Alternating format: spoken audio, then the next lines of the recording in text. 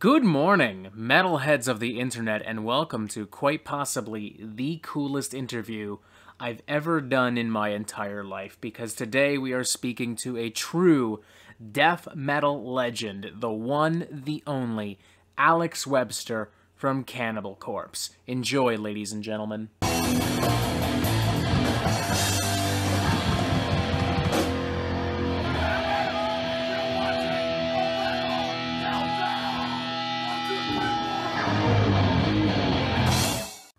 Hey, how's it going? Going good, Alex. How are you?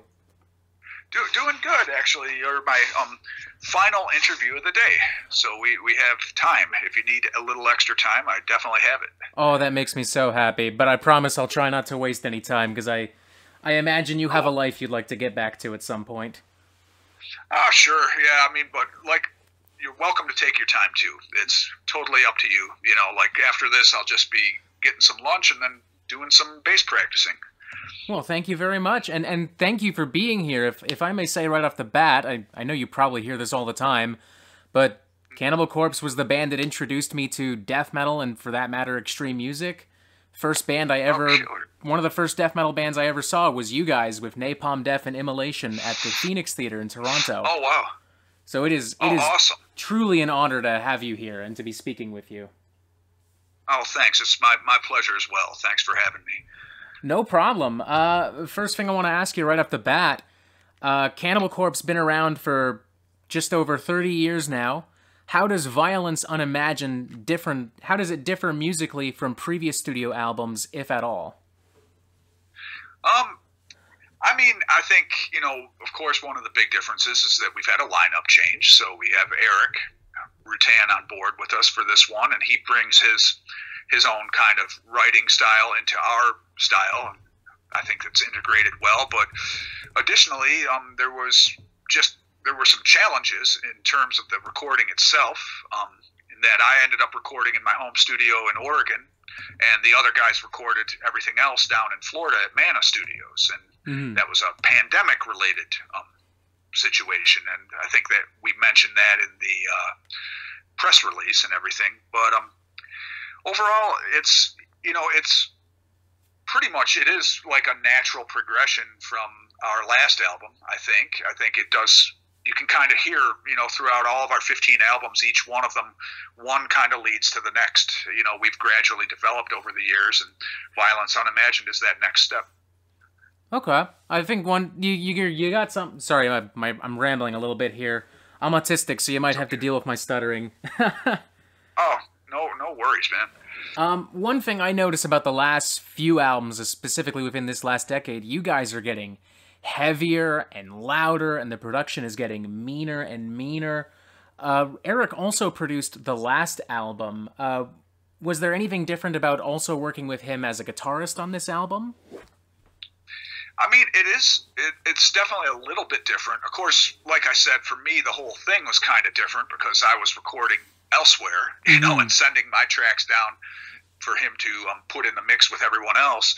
But as far as Erik being the guitar player now, I think one of the big differences is the guitar sound itself. Like Pat had a very high gain kind of guitar sound. Like he really and he kind of led the way with creating the guitar sound on the albums he was on with us, where with Erik and Rob working together, they've formed a pretty tight team right off the bat. They've really, I think with this album, the rhythm guitar sounds, I don't know, it's just clearer or something. Not that I'm unhappy with the previous guitar sounds that we had, but I think this ended up being one of the best rhythm guitar sounds we've ever had, and I think it's because Erik is also the guitarist now, so he had a say. Even though he'd been the producer, he's ultimately trying to make the guys in the band happy. So if Pat wanted something different than what he would want, he was going to do that. Because as a producer, you're trying to make the band happy. Well, once you're the producer and you're in the band, you obviously have more freedom in that way. So it just happens that Erik and Rob both have very similar ideas of what they want from a rhythm guitar sound. So I think that was one of the big differences, is that the rhythm guitar sound, it's a little tighter and more focused this time. And that's due to that. Erik really being on the same page about the guitar sound, and they were able to, you know, shape it to be exactly what they want it to be. Awesome. I mean, I've always loved Erik's stuff, going far back to the records he did with Morbid Angel, and of course the Hate Eternal stuff. One thing I got like right away from the single that came out, the guitars. I mean, you're right. It really does sound like everyone is just like totally in sync with each other. It's so much more clear, so much cleaner. Not to say anything about the previous records, which have been great, but this definitely has a different edge to it. Yeah, I think, like I said, it's the clarity.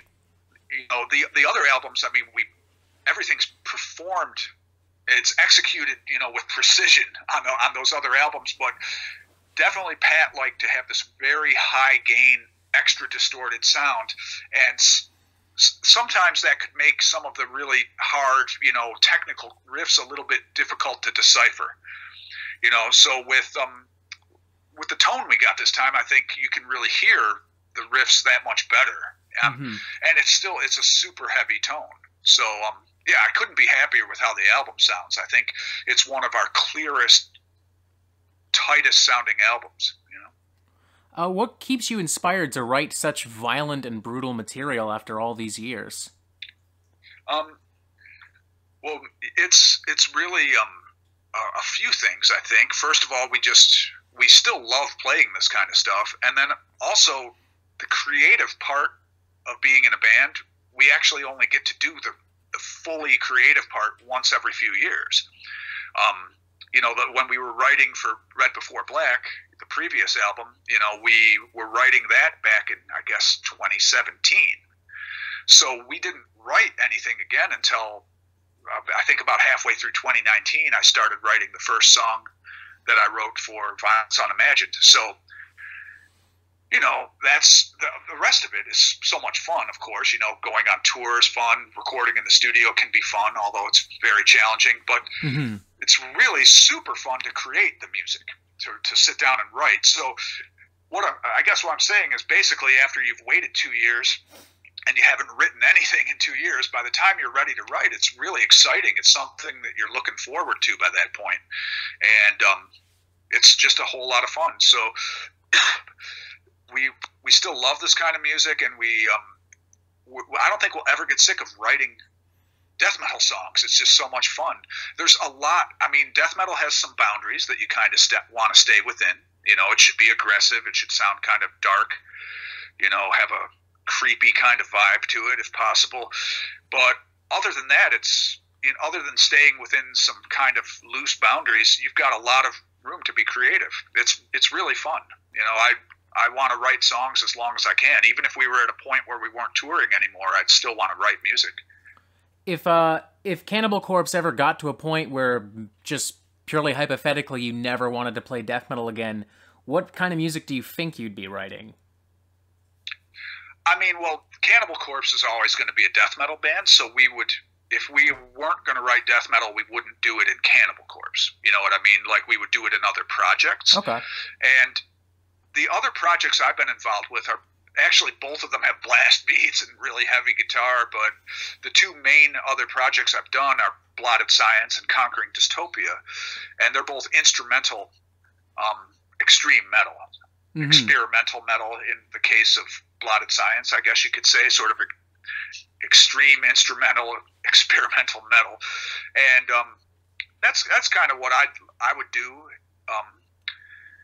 I think I like instrumental music a lot. You know, I really enjoy just hearing, not that I don't like vocals, but I love listening to the bands jam and just hearing the interplay between the instruments. So I think that's what I would do. If I wasn't doing Cannibal Corpse, I'd probably be just doing as much instrumental stuff as I could. I really love that kind of music. I get that. And especially those records were really interesting. Conquering Dystopia, that was with Jeff Loomis, wasn't it? Yep, that's right. Jeff Loomis and Keith Merrow and Alex Rudinger and me, the four of us. Now, I remember when that came out. I think I was still in college, but I remember it coming out and someone sent it to me and they were like, hey, the guy from Cannibal Corpse and the guy from Nevermore made an album together. And I think in my head I was expecting like some really like melodic progressive death metal, like almost Opeth meets like Black Dahlia Murder, and I was just really blown away. I still really like that record. Oh, thank you. Yeah, that's, Keith Merrow, the guitar player who in that band, he's essentially the rhythm guitar player, but he was the main songwriter, I think, although him and Jeff worked on a lot of the songs together. I think a lot of the rhythms were written by Keith. All the leads are written by Jeff, and the leads on that album, of course, are, they're basically, Jeff is the vocalist, if you know what I mean. Like his lead guitar work is what is there instead of vocals. Mm-hmm. It's the melodic lead soaring over top of the rest of it. So, but yeah, like, and then having Rudy on there playing drums, I mean, he is just one of the most awesome, high-tech, high-speed drummers you could ever hope to work with. So it was great. I was so honored to be a part of that project. But yeah, Jeff and Keith were the main songwriters, and Alex and I wrote our parts, but the songs were written by Jeff and Keith. Mm-hmm. A lot of the people I've talked to in the last year have been working on a lot of different music, trying to kill time for COVID-19. By any chance, is there a possibility that maybe there's been a Conquered Dystopia, Blotted Science reunion in the works? I've worked on a little bit of stuff for Blotted Science, and so far, though, we have no plans to really take that to the level of getting complete songs and getting it recorded. Ron's been pretty busy with other stuff. And then my dog just came and is saying hello to me right now. So, it's all good. Yeah, could you send her upstairs, Allie? I'm sorry. Yeah, I'm trying hard to concentrate. But let me think. What was I talking about? Okay, yeah. So Blotted Science, I don't have. I don't think that we'll get anything out anytime soon. But it is an open-ended thing to where it's possible. I mean, we would like to do something sometime. We just don't know when when all the stars will align and we'll be able to make it happen. Mm-hmm. Conquering Dystopia, again, I kind of leave that up to Jeff and Keith. They started it. If they want to do more, I'm ready.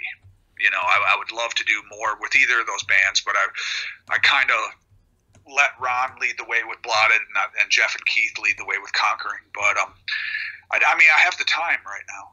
That's for sure. And yes. In the meantime, I've also been writing some new Cannibal stuff too. So trying to keep busy, and I practice a ton every day.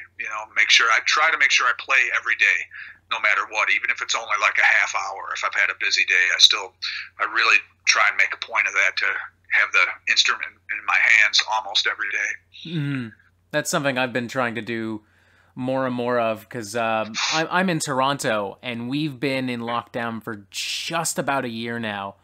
And pre-lockdown, I worked for Jamie Oliver at one of his restaurants. Oh, cool. Yeah, it was awesome. Cool. And then, lockdown. So so I've just been patiently awaiting and trying to kill as much time as possible, hence the Metal Meltdown, and trying to make music on the side as well. Yeah, it's, everybody's had to make all sorts of adjustments the past year or so, so we're definitely looking forward to a time when things get back to normal and everybody can safely get together again, and we can all have concerts again and everything else. So hopefully that's coming soon. For Cannibal, we don't have any plans to tour this year, but we're hoping maybe early 2022 things will be starting to open up by then, and that's when we kind of have it on. We've got our eyes set on maybe like February 2022 being when we could start touring again, but we'll see. Nobody knows, of course. I'm hoping. It's interesting too, because Cannibal Corpse would have been one of the last bands I saw before lockdown, because you guys came through with Thy Art Is Murder the previous November, and I remember they just packed the Opera House full of people. They just it was like we felt like sardines in there. I love that place. We have played there a lot, and it's one of the only places we still play that it was also on the itinerary of our very first North American tour. Oh. Like our first full North American tour was with Atheist and Gorguts back in maybe February and March, or maybe it was like, might even been January. It was sometime really cold, but of 1992. And we played the Opera House. And a lot of the other venues that we played on that tour, as you might imagine, after so many years, some of them have closed, some of them have changed ownership, some of them we've outgrown, and we play bigger places in those cities. But the Opera House, we still play on a fairly regular basis, and I love getting back there, you know, because it's something that we now have almost 3 decades of history at that venue. So I love getting up there to play. And of course, we're not really that far from Toronto, where we all grew up. So I'd also seen shows, not at the Opera House, but at other venues in Toronto, you know, being from Buffalo. Yeah, I mean, I've in a pre-lockdown world, me and my family, when I was a kid, we would actually drive down to Buffalo and buy groceries there because sometimes it was cheaper with the exchange rate. Yeah, I've heard lots of, depending on which way the dollars are going, one way or the other, people will do some border hopping to try and get some bargains. You know, that's a thing. Yeah, it's a great area to grow up. Actually, like we had a great metal scene in Buffalo, and then of course Toronto was right there, and I grew up listening to Q107's Midnight Metal Hour. No way! Yep. Oh we my got God! all the Toronto radio stations down there. God, that's awesome. I watched Canadian TV and everything else. So yeah, we got the Toronto stations down in Buffalo, and we both TV and radio. So yeah, they had a great one. Yeah, Q107's Midnight Metal Hour. That was where I first heard Voivod. I first heard Razor on there. So yeah, killer. Damn. All right, I'm calling it now. Everyone in Cannibal Corpse is an honorary Canadian. We are very close, you know, very close by. I know Canadians that don't listen to Q107. And our first show out of the United States was up in Toronto, as you might imagine, and that was at a club called the Siboney, which I think is in Chinatown, and it's been gone for a long time. But we played up there way back in 1989 with the Goo Goo Dolls. The if Goo you can Goo imagine Dolls. that seems like an impossibly weird combination, but back then it really wasn't. Goo Goo Dolls were like a fast kind of melodic punk band way back in the 80s, and then we, of course, were doing what we do, but it worked pretty well. We had a good show with those guys up there. Wow, that's really weird to me because I don't know. I mean, I'm not too familiar with some of the early Goo Goo Dolls. The Goo Goo Dolls I remember is like a lot of like college and alternative rock kind of stuff. And I think they even just played at the Joe Biden inauguration or something recently, which is wow. I can't believe y'all y'all toured with Goo Goo Dolls. Okay. Yeah. Well, one show. Well, we played with them once in Buffalo, and we played with them again up in Toronto at the Siboney, and that was way back in 1989. Yeah. Wow.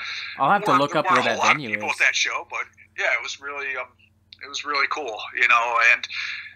Yeah, so we've had a long history of going. Anyway, I've gotten way off topic here, you know, but we've had a long history of playing up there, and can't wait to come back whenever it's safe to do so. This is how most of my interviews go. It's like, how does this album? And then after 20 minutes, we're talking about something else entirely, so don't feel too bad.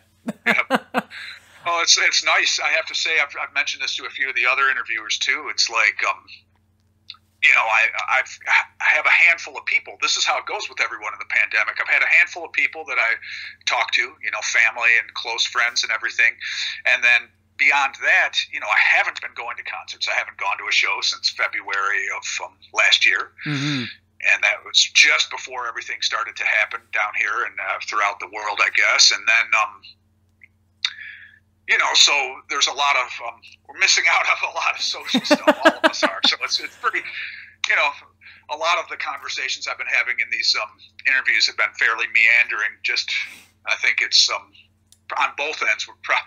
The interviewer and the interviewee are probably enjoying a little additional social contact because we've all been sort of isolated over the past year. Absolutely. I can count on one hand how many people I've spoken to this week. Like, my girlfriend, the guy at the grocery store, the weird homeless man on the corner, and Alex Webster. Yeah.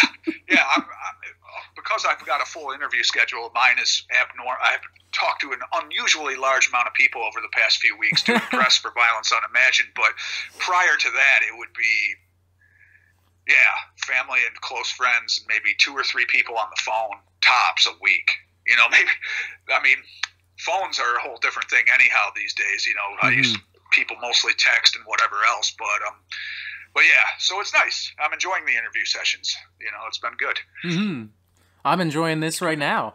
I'm gonna Cool, try and yeah, steer us slightly back on topic if that's yeah, all good. probably better. Butchered at Birth turns 30 years old this year. Are there any plans to commemorate this event, maybe like a live stream or a special reissue or something like that? I think Metal Blade's doing a special reissue, and they're actually they had me record. I think they're gonna put out some kind of big version of it where it might have like a podcast interview with me. And I thought when I was doing the interview, I didn't even know exactly what it was. I don't think I realized it was going to be like not written out.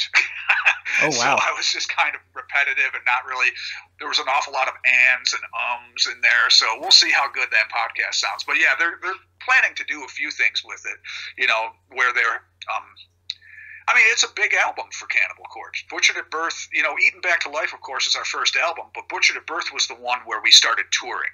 Like I said, our first tour, the one where we played the Opera House, you know, in '92, that was for Butchered at Birth. It wasn't for Eaten Back to Life. We had been up there before, but we hadn't done a proper, full North American tour before Butchered at Birth came out.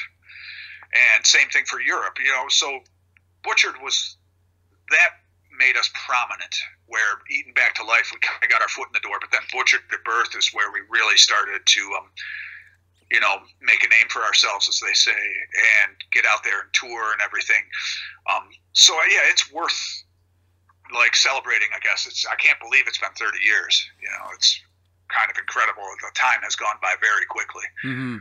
I was actually listening to it just the other night with my girlfriend, and we were actually kind of amazed how good that record still sounds today. Like, if you had told me it was released by some underground death metal band a week ago, I might have believed you. Like, it still sounds really good.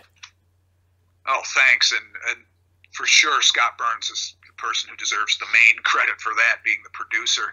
You know, he helped us a lot. Scott Burns is, you know, if we're going to talk about the history of Cannibal Corpse, you know, and the first 5 albums we did with, I mean, you have to talk about Scott Burns. He really helped us a lot and helped us to become a better band. You know, he would help us focus on things we weren't doing well and improve them. And yeah, he was important to us, you know, very big and just a great guy.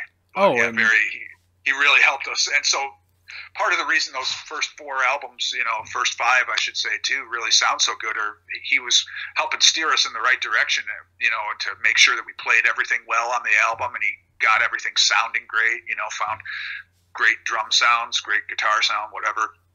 So, yeah, I got to tip my hat to Scott Burns.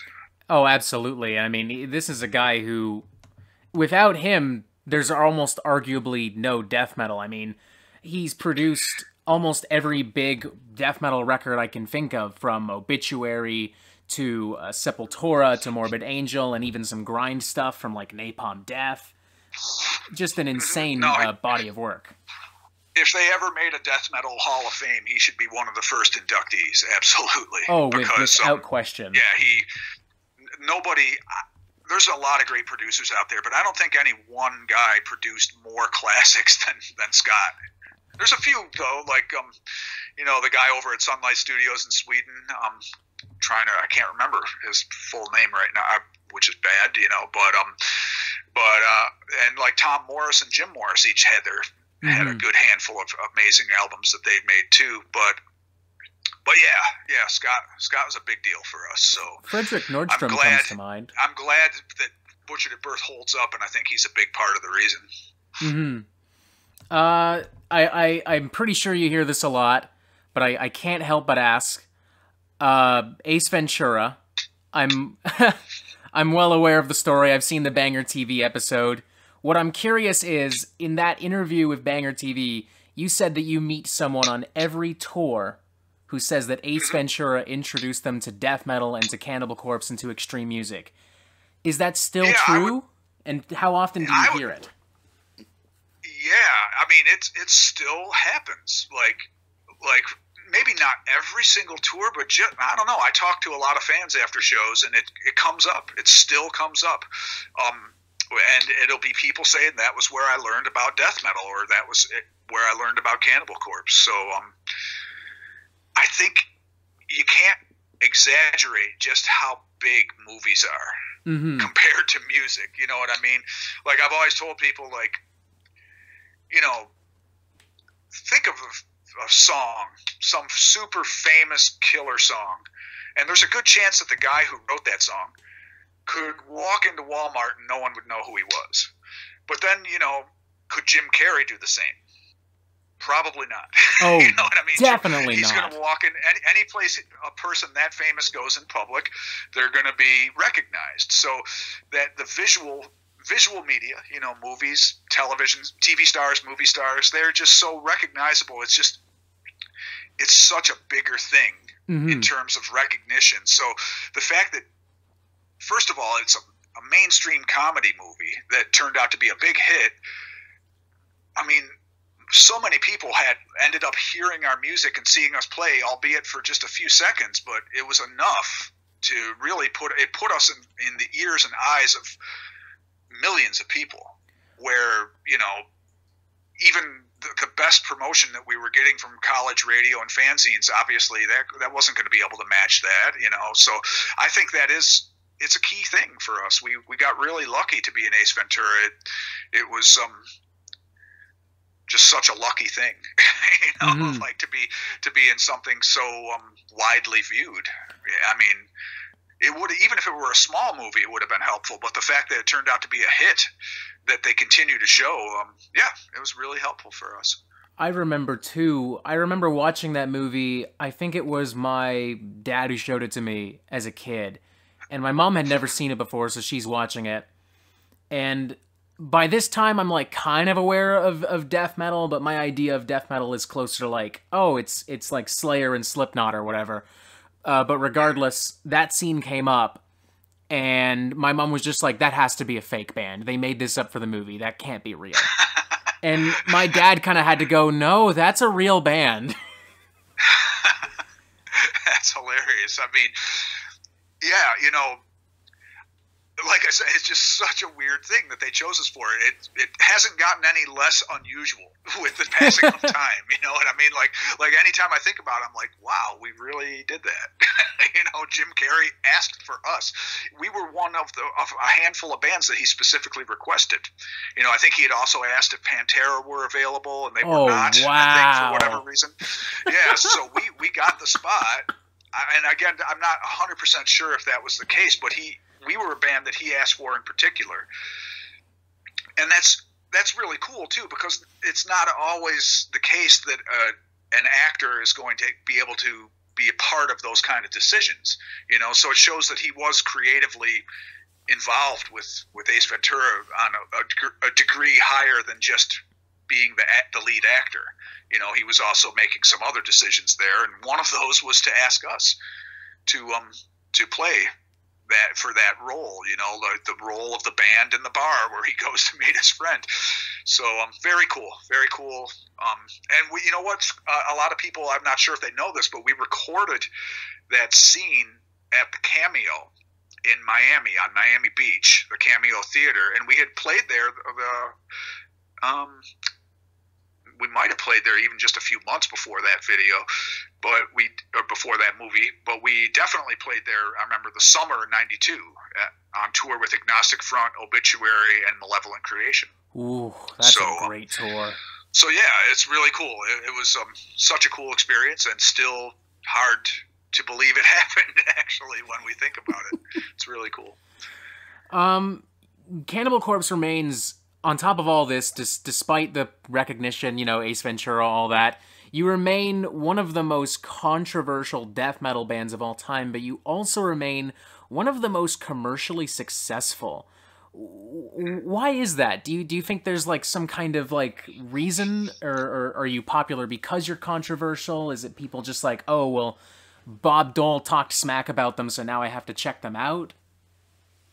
It's probably a combination of things. I think with us, there's a certain amount of it that we could take a little bit of credit for, like our creativity with what we came up with, you know, the band name and the imagery, you know, the artwork that Vince did for us, the consistency that we've had throughout the years, musically and lyrically, and with the imagery of the band. I think the bands that are consistent tend to be successful, I think, at least in metal. Like we've always looked up to bands like Slayer and Iron Maiden that have a very consistent music, you know, their music and their imagery is consistent from album to album. So we've had that going for us, but we've also a key ingredient is luck and opportunity, you know, and no matter how good you are, you also need those things. I think, and we got lucky. Like I said, Ace Ventura, there's a great example. We've had time on our side, you know, like timing, I should say, not time, but timing. We've had a couple of lucky things happen to us. Ace Ventura is a big one. And then, yeah, just choosing the right tours over the years, things like that. So we've gotten lucky and hopefully made the most of the opportunities we've been given by staying consistent and trying to improve as a band as we go through our career. You know, we keep wanting to make better and better albums if possible. So you put all that together and we've been pretty successful. And as far as the controversy goes, indeed, some of it could actually help promote us. That's certainly possible that's happened. And I also think the reason that we're being seen as controversial, and maybe some of the lesser known bands, death metal bands that are even more extreme lyrically aren't, it's just because we're more popular. You know what I mean? It's the old quote unquote squeaky wheel gets the grease. You know, like we're the biggest, we're the most noticeable gore oriented death metal band out there because we're the biggest one. You know, censors aren't necessarily going after some gore grind band that they're not really familiar with, even though they might have lyrics that are like doubly disgusting compared to what we do. But it's because we're so well known that we are going to get a little more heat put on us by the forces of censorship. You know, so it clearly isn't, you know, hurting us in most cases. You know, in most free and open societies, people can complain, but they can't really get a whole lot of censoring actually done. And we're happy for that, you know, like that. Like, for example, in Germany, we've experienced a certain amount of censorship where we've had to change set lists, and there's certain artwork that we aren't allowed to have available in Germany, but we still get to tour there, you know, so ultimately they've not succeeded in stopping us. You know, and that's the important thing. You know, where you know, in Russia they pretty much succeeded. They were able to stop us from playing shows, and on the last time we went there back in 2014, and it's pretty unlikely we'll go back because it seems like if we went back they would just shut us down all over again. And so sometimes the censors can succeed, but it happened. It's not likely to happen in places that are pretty socially liberal, you know, like most of the places we play. I find too, like, as a teenager, you know, you'd see like parental advisory stickers on albums or whatever, and for me as a kid, regardless of what was on the cover, if I saw that sticker, it didn't matter if it was death metal or hip-hop or country. I saw that label and I wanted it because I knew I couldn't have it. Yeah, that's what I'm saying. Yeah, like, I think you're exactly right that it just creates interest, if anything, you know. So I really think most of these censorship people, they would be better off like spending their time thinking about something else. You know, they're kind of wasting their time. And our fans are well aware that the way we approach our lyrics, we're approaching it, you know, it's horror fiction. Of course, we don't condone any of the things that we're singing about. You know, we would never want the things we're singing about to happen in real life, obviously. It's all horror fiction, the same way a horror movie is, or a horror novel. I would be genuinely concerned if you did. yeah, obviously. And everybody knows that except these censorship people. For some reason, they have a hard time. Like, they can accept horror movies, it seems, and they can accept horror novels and graphic, you know, horror comics or whatever, but they seem to not get it when it's music. you know. Mm-hmm. So, because I don't hear about these same people that are censoring us in Germany going after books and movies, and you know, that show the things that we're singing about, you know, the same kind of stuff. So it's weird, you know, and I think it's just, yeah, people have a different view on music than they do on those other media. Mm-hmm. I'll ask you one more thing, and then I might have to start wrapping up on my end. Sure. It has been an absolute pleasure speaking with you, Alex. I genuinely hope when you get to Toronto, we can just, like, actually have a beer. That would be incredible. Yeah, man. Well, you know, I pretty much never drink anymore, but I will definitely hang out. Like, I can live with that. Like by the Opera House, we always just kind of hang out right by the side, unless it's, you know, January or whatever. Then we don't spend a whole lot of time outside. But yeah, like the last, you know, I'll always, between the backstage door and the bus, we'll usually just hang around for a while if we have the time and just chat with whoever decided to stick around after the show. So I would love that. I'd love that. I've enjoyed the conversation as well. So thanks for having me. Thank you for being here. I cannot wait. I mean, granted, with COVID, it'll be a while. Toronto's still pretty heavy in lockdown, but hey, we'll cross that bridge when we get there. Yep. Let's keep our fingers crossed for 2022. Absolutely. Fingers crossed indeed. Yes. How do you feel about the modern death metal scene, and what advice do you have for modern death metal bands?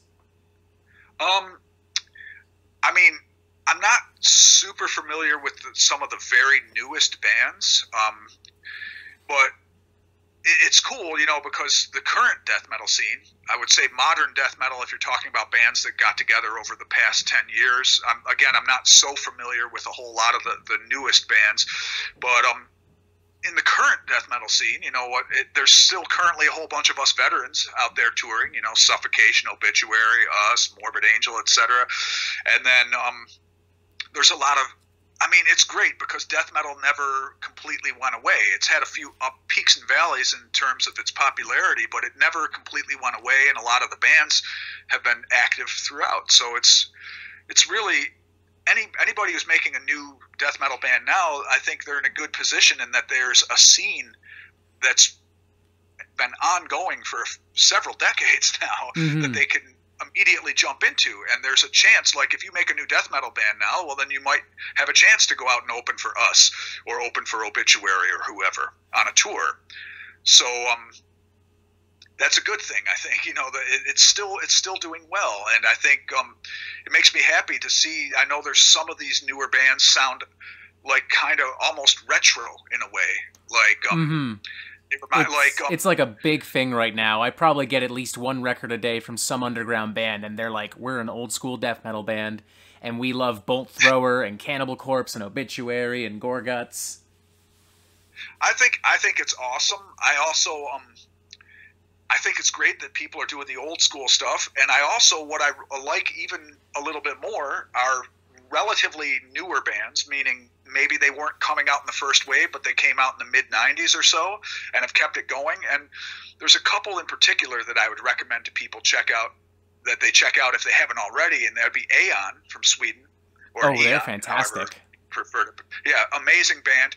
And I feel like they have their feet grounded in the original, you know, kind of the early 90s, late 80s death metal, especially kind of the Florida kind of stuff, or like us being from Buffalo. They're kind of coming from that kind of background, but they take it a little further. Mm-hmm. You know, like, so they're old school, but yet they're also moving death metal forward a little bit too. I think that's great. And ditto for Blood Red Throne. Aeon crush it live too. They just crush. Yeah, love them. Like, I remember, I think it was 2015, you guys, you were at the Phoenix Theater with Behemoth, Tribulation, and Aeon as well. And yes. They just absolutely killed it, man.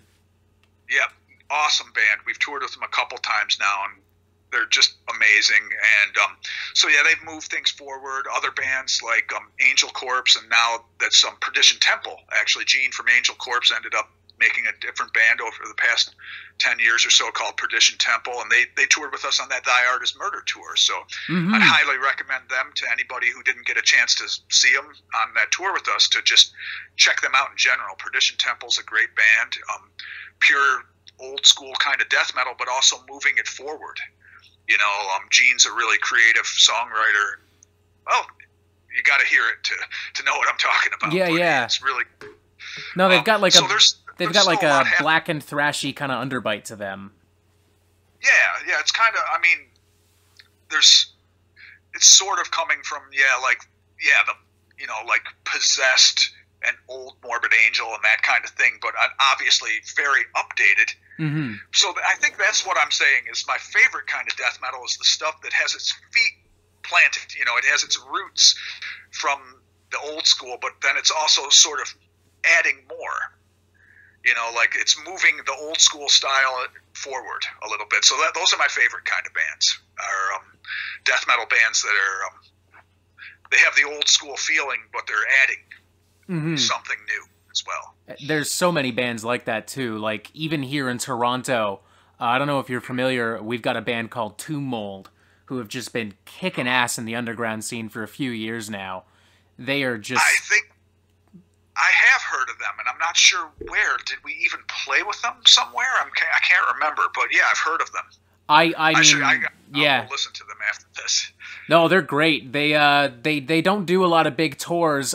They played a show here with Pig Destroyer about 2 years ago, and aside from that, it's been like mostly like small club shows and some festivals. But they just kick ass. Super underground, nasty, kind of technical, really gory. A mix of all these wonderful little styles, like a little bit of Gore Guts, a little bit of Cannibal Corpse for that matter. They're just great. Killer. There's a band up by you, black metal band, but like really progressive sounding stuff that Dave from Revocation got me into called Thantafexath. I'm probably saying that wrong, but anyway, they have a killer album. I can't remember the name. It was a weird name for their album, but yeah, Dave got me into them, and because he's into some really interesting music, and yeah, that's a great band too. I know they're from somewhere up by you. Oh, yeah, I mean, I think you got the name right. I'm honestly not sure myself, but that sounds correct. I mean, there's... Yeah, that's a cool band. Yeah. I mean, I love that about Toronto. There's a lot of, like, really exciting metal almost everywhere. We don't have the biggest scene, but we do have, like, a very lively scene, and it's just really exciting. Yeah, and you got a great history of killer bands too. You know, like I saw Infernal Majesty. I know they live over in Vancouver now, but saw them open for Creator and Coroner at the Apocalypse Club back in probably 1989. Love Infernal Majesty, and of course Razor. I've seen Razor and Sacrifice way back in the day too, because they would come down and play in Western New York sometimes. And yeah, so there's a long history of metal from up there, and I'm glad to hear that it's carrying on. All right.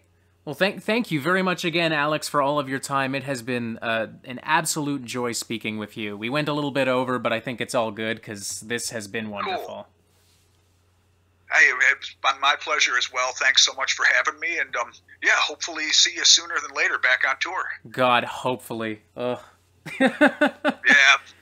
Even just for the sake of going outside, I'll wear a mask in a concert venue. I don't care. Yeah.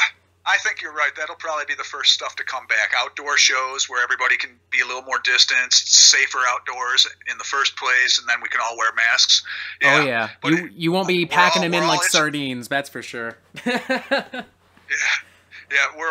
everybody's looking forward to getting back there, though. So, like I said, hopefully sooner than later. Well, yeah, hopefully. I'm looking forward to the new album. You have yourself a fantastic day. Thanks, you too, man. Take care. Take care. Ladies and gentlemen, that was Alex Webster from Cannibal Corpse. Holy crap. I'm pissing my pants with joy. The PR company is going to give me a lot of shit because I went way over the time limit, but who cares? If you like what you heard here today, make sure you like, comment, and subscribe to the Metal Meltdown. Stay tuned for that new Cannibal Corpse album if somehow you need a fucking reminder. Maybe you live under a rock. And as always, ladies and gentlemen, you have yourselves a fantastic fucking day.